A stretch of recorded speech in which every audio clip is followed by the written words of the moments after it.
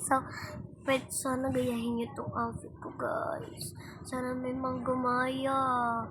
So, guys, ito, no search, guys. Ito para sa inyo. Para sa inyong cute na outfit. Ito, guys. Click this and tanggal mo yung lahat na nasa yun. So, okay na, guys. Tapos, search kayo ng cute hair. Cute hair. Wow. Hanapin natin yun. Guys, no. Cute hair na lang. Cute hair. Cute hair, guys.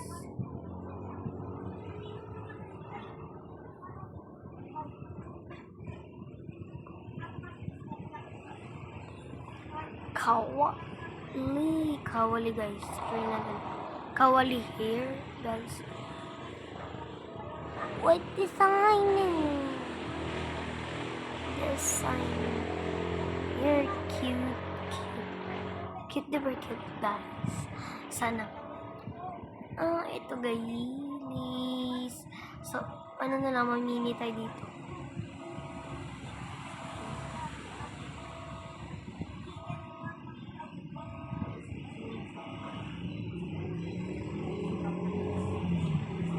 No, guys, puro pang lalaki na hair. So, guys, tuturuan ko kayo, guys. Mulat. Ay, cute baby hair. Baby hair, long. Guys, sana magawa niyo yung tutorial, guys. Ganito yung cute na outfit ko, guys. Kapag may ginagawa ako. Para sa mga boy na hair, tuturuan ko kayo. Mulet hair. Yan, guys. Mulet. I-search nyo mulet. Eh, guys, alis nga tayo dito. May nanggugulo. Gugulo, guys.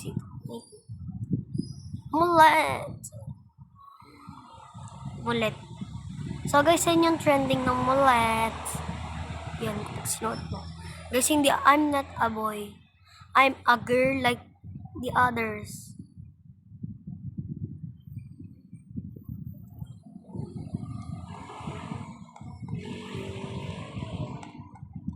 Headless na lang kaya tayo, guys. So, guys, palipat-lipat tayo ng mga something about me.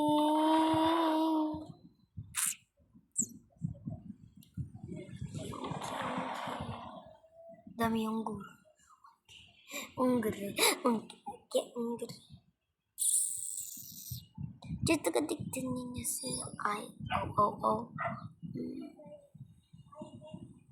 Copy my fits. So,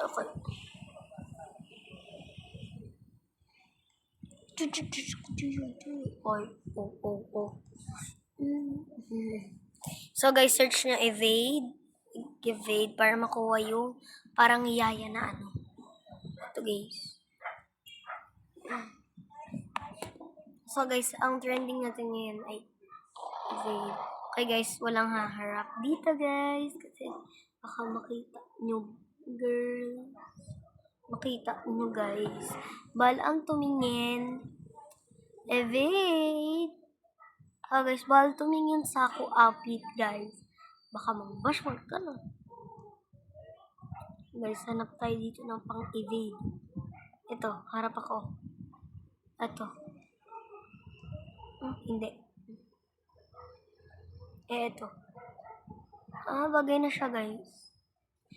So, guys, this is the tutorial how to get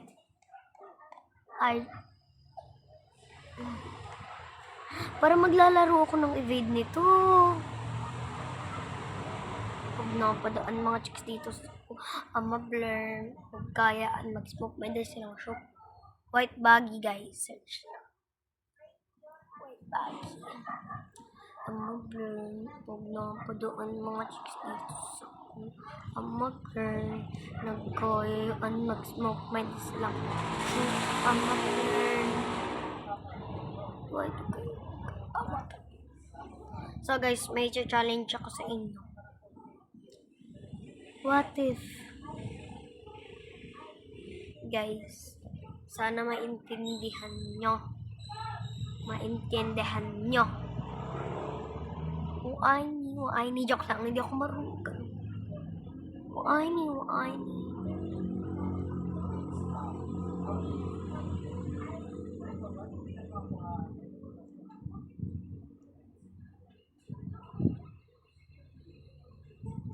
So guys, this is the tutorial how I got this.